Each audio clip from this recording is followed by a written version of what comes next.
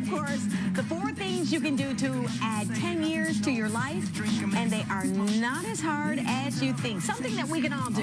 When Good Day Chicago. Good Day Chicago rolls along. I told her my name, I said it's nice to meet you, then she handed me a... Here we are. Okay. Fatty, greasy foods are foods most of us know to stay away from if we want to avoid getting fat or a heart attack. But what about the foods that do the opposite, actually benefiting our heart? Here with us this morning is registered dietitian and nutritional scientist Christopher Speed.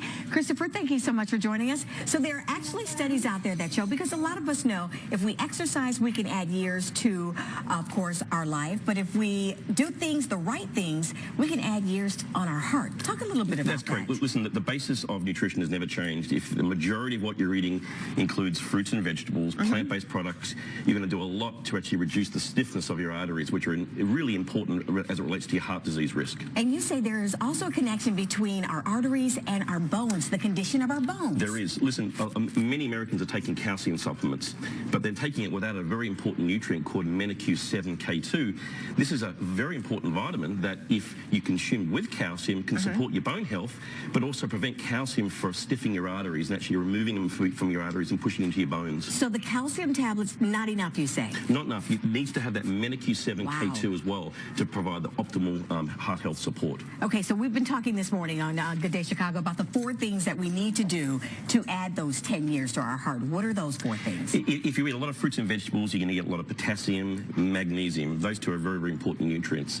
The other 2 that I would say we don't get from our foods, and it's very hard to do, is that K2, which is important with calcium, and the most well-researched nutrient of them all, which is omega-3s from fish oils. So like you said, the calcium, vitamin D, the vitamin K12, and the magnesium, but you're saying here, let's start right here and show everybody at home the veggies, the fruits that we need to take. I mean, as simple as oranges, kale, and avocado. Yeah, listen, just stir-frying some vegetables with some garlic and olive oil is a really great way to go to add vegetables and plant-based products to your daily diet. And what makes magnesium so important? Why is that so important? It controls your heart regulation, how your heart beats. It also controls the stiffness of your arteries, especially when you're taking it with that K2. Okay, and let's go back over to the vegetables, because that's the thing. We always do a good job of getting the 8 ounces of 8 ounce glasses of water in 64 ounces a day, but we don't do a good job of getting all those veggies.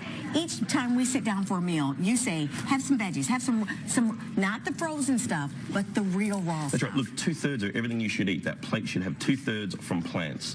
And then the other foods do still have a role. But if you're eating the majority of what you're eating from plants, you're doing a really good thing. So wait a minute, you mean to tell me I should be eating this much of the veggies, the plate should be covered like this, and maybe a little piece of meat or a little piece of protein right over here on this side? And that protein's fine. I mean, you can even consume literally a quarter of that plate could be the meat or another type of food.